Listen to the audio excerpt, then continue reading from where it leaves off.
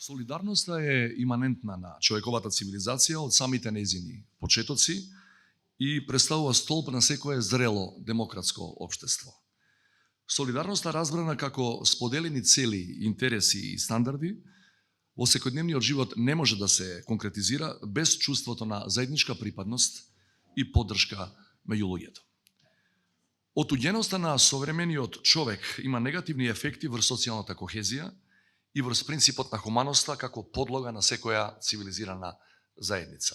Затоа е важно да го истакнуваме значењето на солидарноста и затоа е нужно да продолжиме да градиме солидарен свет. Токму солидарноста, третирана од различни аспекти, е тема на публикацијата на UNDP, која денес ја промовираме.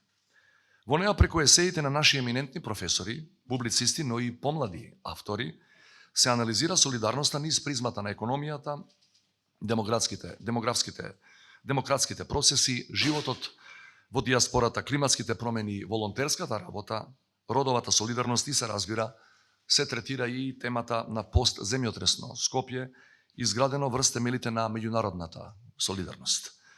Впрочем, годинава се одбележуваат 6 децении од разорниот скопски земјотрес и тоа е секако непосредниот повод за иницирање на оваа публикација. Почитувани како што паметат повозрасните, катастрофалниот скопски земјотрес во 1963-та суштински го измени животот на Скопје и даде сосема нов правец на развојот и дефинирањето на градот, при што клучна одредница по која беше препознаван и која му беше доделена од неговите жители, но и од меѓународната заедница која дојде да помогне, беше градот на солидарноста. Пред 6 децении, тогашниот свет, целосно идеолошки поделен, се сплоти во поддршката на еден град, разорнат од огромна природна катастрофа и на дело го покажа значењето на интернационалната солидарност и целисходноста од постоењето на Обединетите нации и системот на поддршка кој тие го имаат. Свежи во сеќавањата ни се и последните примери со разорните земјотреси во Турција и Сирија и важноста на солидарноста, што во таа прилика повторно ја покажа светот, но и бројни држави, невладини организации и совесни поединци. Без солидарност, многу потешко ќе ја пребродевме и ковид пандемијата.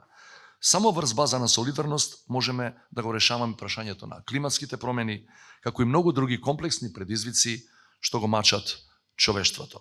Солидарност за време на пандемии, економски и финансиски кризи, војни, безбедносни предизвици, но и солидарност во секојдневниот живот на ниво на соседство или локална заедница.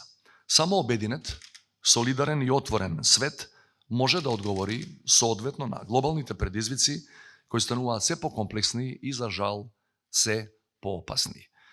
Наша обврска кон сегашните и кон идните генерации е да поставиме соодветни услови за напредок и развој и низ сопствени примери да етаблираме морални вредности врз кои е единствено можен подобар свет. Благодарам.